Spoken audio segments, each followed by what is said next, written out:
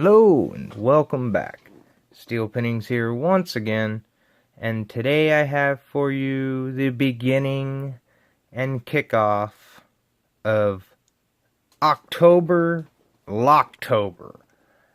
Last year we coined this month the lock month of the year and called it Locktober, and I intend to keep that rolling.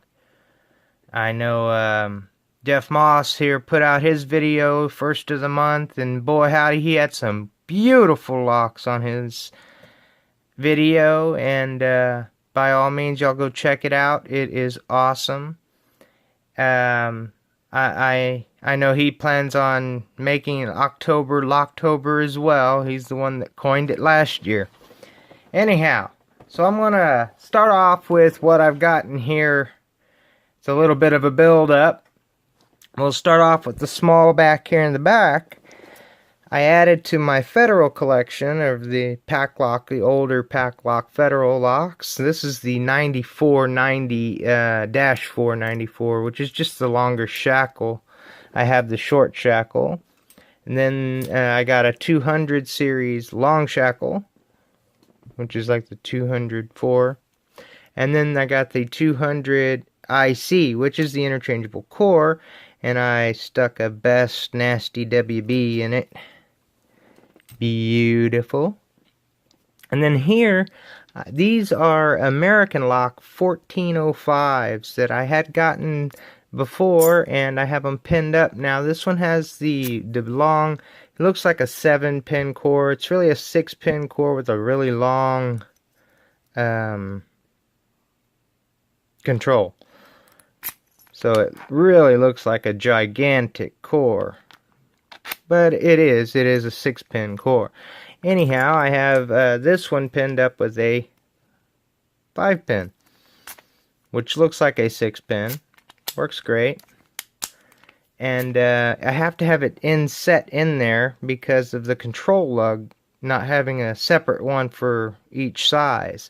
It came with an adapter. I haven't quite figured out how to make it adapt right for it, but I can and will. Now I'm going to have to put that back together in my own time.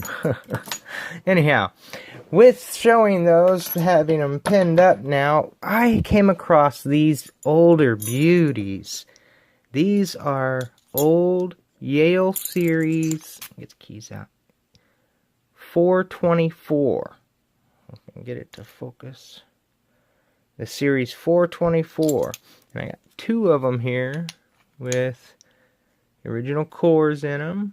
And these are GA keyways. And it came with a Master G and a GA and the control. That's a gigantic control key, which is really awesome. All of it works great, and the locks are gorgeous. I honestly had never seen any of. Pull that one out. There it goes. Boop. Made the sound. But nonetheless, got these little beauties, the Yale Series 424, the IC, large format IC core. And then I got this gorgeous Medeco. Now I have another one of these that I didn't have a key for, and I had asked Mr. J.P. McPinning if he could see if he could pick it, as he has a pretty good hand with Medecos. And I know that we were trying to figure out how we get the core out of that beast, you know. I mean, it's in there, and it's got to do with that. And if you have to pick it to a control, well, the way it works is it almost like the bottom of, you know, it makes it like the bottom of it turns, not the top. But it's key retaining, but down inside there, get the light on it. Light on here. Alright, down inside of here, you can see there's a little hole cut out. And I am fairly certain that this thing here has some kind of protruding lug that holds it in there, and I haven't quite figured out how to get it to release yet, but I will. And so that really does mean that it just needs to be picked open and then figured out how to release the control for rechanging the core and stuff. So I managed to find another one of these, and I picked it up just so I could see how it came apart. And then I got this little beauty, which is an American Series 7300, which just has the tubular core in it. And I had gotten this a while back. It was still locked up on a gate, and I couldn't pick it because it was so deep set in there, and my impressioner wouldn't work on it because it the pinning on it was messed up, and one of the springs, one of the pins wasn't even active. It was really too messed up. It wasn't going to work. So I wound up grinding off the little lug here, and you can see I kind of messed up a little bit, but I took out the lug, pulled the plate, pulled the core. I have the old core here soaking, as I wanted to see if I can get it to do any better. As you can see, it's beat to hell.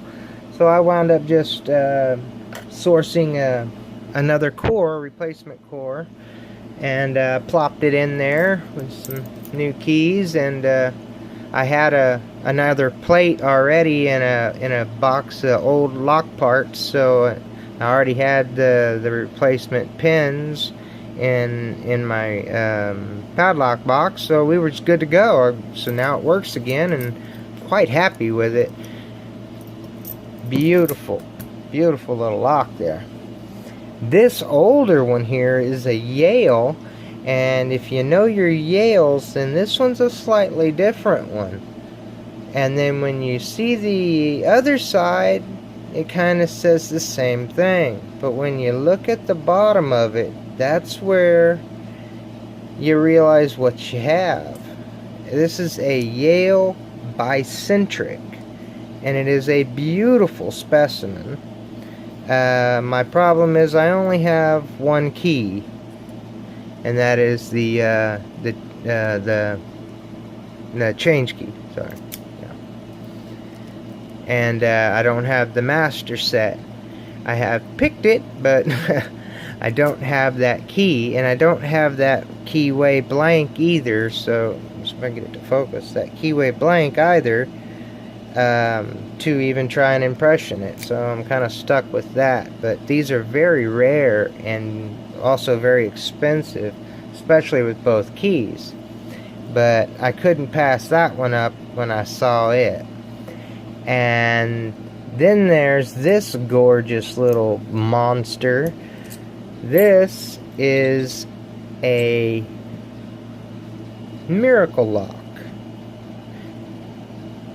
And it's the Miracle Lock division, US made, and some of these had an extra pad core around it, like housing, dual shackle release, gorgeous, and the way the key is amazing. It looks similar to just like a simple wafer lock, but man, look at those cuts. My heavens. And it also has the laser etching on this end, focus, on that end, to allow for the guide into here. Now I can activate the shackle, get it to go all the way down in there. Go in. There we go. Now it's locked up. And beautiful specimen. You don't see them too often. This is a new old stock, never used. This is quite obvious. It's really pristine shape here. I just simply do that so I can plop the keys back in with it. Oh yeah, I gotta unlock it. Alright, anyhow. the Miracle Lock. Gorgeous, gorgeous lock. It reminds me of the Sargent & Greenleaf 831. Then there's these two, and everybody knows what that is. These are the Sargent & Greenleaf Environmentals. And these are gigantic locks. Big, beefy. I mean, look at this. The shackle's almost as big as that. And as far as the Federal 90, it's nothing. Nothing. So, yeah, these are monsters. And they have a 3-disc detainer system in them. And I had gotten this one before, and it's the original 01 1944 Sargent & Greenleaf with the print on the side. Doesn't have anything on the top.